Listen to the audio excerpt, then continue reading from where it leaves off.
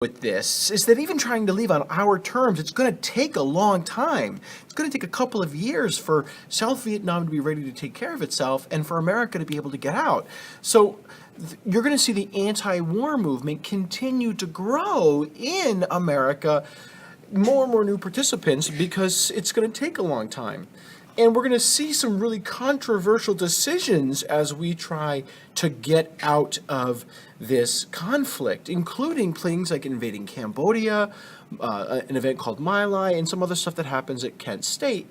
So let's show you what I mean. There are, and there's lots of little tiny things, but there are three really big major events between 69, 70, and 71 that really encourage Americans to join the anti-war movement. One of them is going to be a tremendously terrible massacre of South Vietnamese civilians, women and children, at a little tiny hamlet in South Vietnam called My Lai. And I have here for you a number of images showing that slaughter. And these images made their way back to America. Front page stuff, nightly news stuff. And the American public were devastated by this, that we're sending our kids, our sons, to Vietnam to do that, to cause that chaos, that terror, that horror. It really makes a lot of Americans question, regardless of how long it's going to take to get out, if we shouldn't just get out right away. Another part of this turmoil that happens is a year later, 1970, when Nixon realizes that he has to go after the Ho Chi Minh Trail in order to stop the flow of supplies into South Vietnam. He realizes that, yes, linkage is helping. The fact that we're becoming friendlier with the Soviets and with the Chinese is helping, but it's not stopping the flow of supplies enough. Nixon says that in order to fully stop the flow of supplies heading into the Viet Cong, what we're going to have to do is attack a couple different places.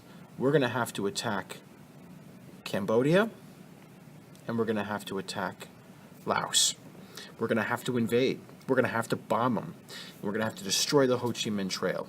Johnson was afraid to do it for a long time, but Nixon realizes that if you want to get out of a fight without getting knocked down, you got to damage your opponent heavy enough that they can't fight back.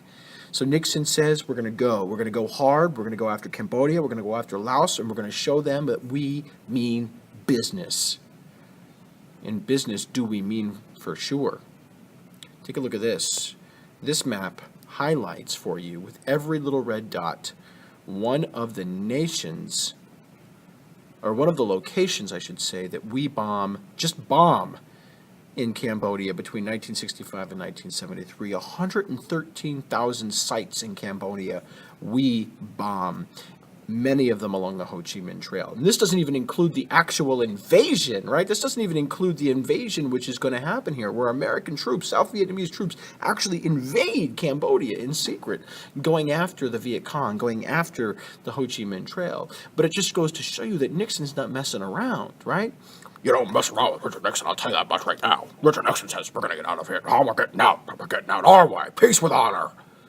Well, as you can imagine, when this breaks news that America's invading another country, bombing another country in order to secretly get out of Vietnam and peace with honor, people will protest. And so one of the things that really disheartens Americans happens at a place called Kent State in Ohio. It's a college. And at an anti-war protest there, the National Guard opens fire on the anti-war protesters, killing 4 students who were just protesting at Kent State. And America's tearing itself apart over this whole issue of whether or not we should be in the war or we shouldn't. But arguably the most Damaging thing to Richard Nixon and the war effort. Hold on one second, Richard Nixon needs his tea. Delicious. Arguably the most controversial thing that emerges that really hurts America and really creates that long-term distrust in government that we have as Americans still today when it comes to war is this set of documents right here. It's called the Pentagon Papers. They weren't released until 2011 in its entirety.